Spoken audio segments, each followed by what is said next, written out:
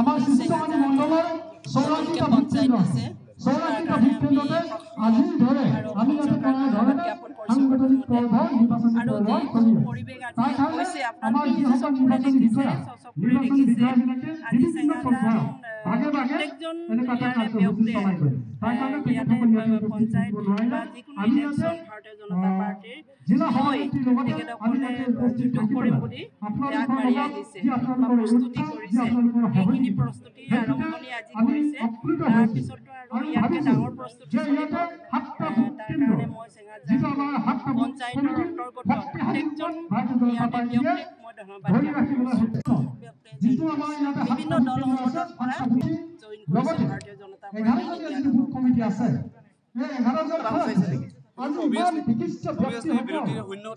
কাৰণ স্বতঃস্ফূৰ্তভাৱে ৰাইজে ওলাই আহিছে আমি আৱেগিক হৈ গৈছো ইমানখিনি ভাৰতীয় জনতা পাৰ্টিৰ নীতি আদৰ্শ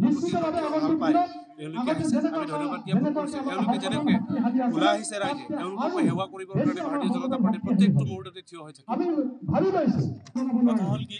আমি ভাৰতীয় জনতা পাৰ্টিৰে যিধৰণে আমি সংগঠন পৰ্ব চলাই গৈছোঁ আৰু সংগঠন পৰ্ব চলাই যাওঁতে আমি এটাই নিশ্চিত হৈছোঁ ইয়াত কোনো বিৰোধী নাই আজিলৈকে আৰু বৰ্তমান ভৱিষ্যতেও আমি যি পঞ্চায়ত নিৰ্বাচন আছে পঞ্চায়ত নিৰ্বাচনত যুদ্ধ নোহোৱাকৈ কাৰো লগত কোনো প্ৰতিদ্বন্দ্বিতাই নহয় আমি ইয়াত কিছুমান ৱাৰ্ড আমাৰ এনেকুৱাই হ'ব আমি বিজেপি দলৰ পৰা বিনা কিছুমান ৱাৰ্ড আমাৰ ইয়াৰ পৰা চিলেকশ্যন কৰি আমি ওপৰলৈ পঠাব পাৰিম হয় প্ৰায় 15 বছৰ মই সদৌ অসম বাঙালী যুৱ ছাত্ৰ ফেডাৰেশ্যনৰ লগত জড়িত হৈ আছিলোঁ জড়িত হৈ আজি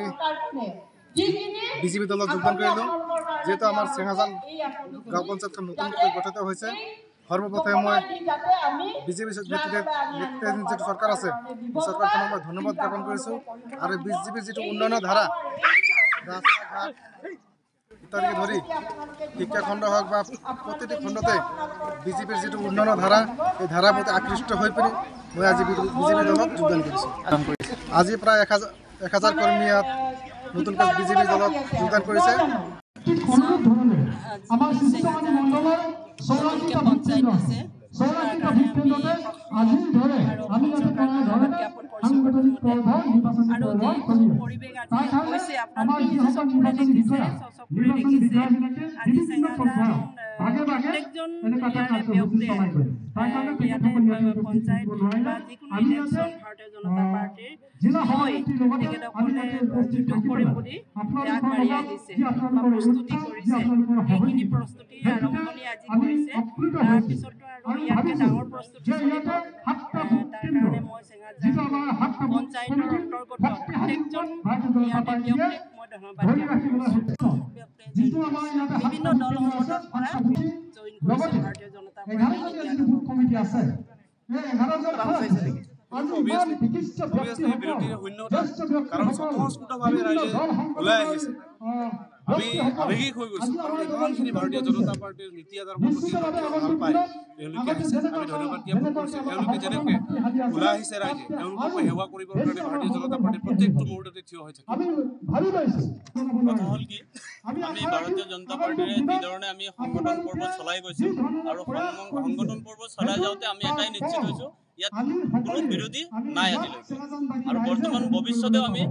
যি পঞ্চায়ত নিৰ্বাচন আছে পঞ্চায়ত নিৰ্বাচনত যুদ্ধ নোহোৱাকৈ কাৰো লগত কোনো প্ৰতিদ্বন্দ্বিতাই নহয় আমি ইয়াত কিছুমান ৱাৰ্ড আমাৰ এনেকুৱাই হ'ব আমি বিজেপি দলৰ পৰা বিনা কিছুমান ৱাৰ্ড আমাৰ ইয়াৰ পৰা চিলেকশ্যন কৰি আমি ওপৰলৈ পঠাব পাৰিম হয় প্ৰায় 15 বছৰ মই সদৌ অসম বাঙালী যুৱ ছাত্ৰ ফেডাৰেশ্যনৰ লগত জড়িত হৈ আছিলোঁ জড়িত হৈ আজি বিজেপি দলত যোগদান কৰিলোঁ যিহেতু আমাৰ চেঙাজান গাঁও পঞ্চায়তখন নতুনকৈ গঠিত হৈছে সৰ্বপ্ৰথমে মই বিজেপি যিটো চৰকাৰ আছে চৰকাৰখনক মই ধন্যবাদ জ্ঞাপন কৰিছোঁ আৰু বিজেপিৰ যিটো উন্নয়নৰ ধাৰা ৰাস্তা ঘাট ইত্যাদিকে ধৰি শিক্ষা খণ্ড হওক বা প্ৰতিটো খণ্ডতে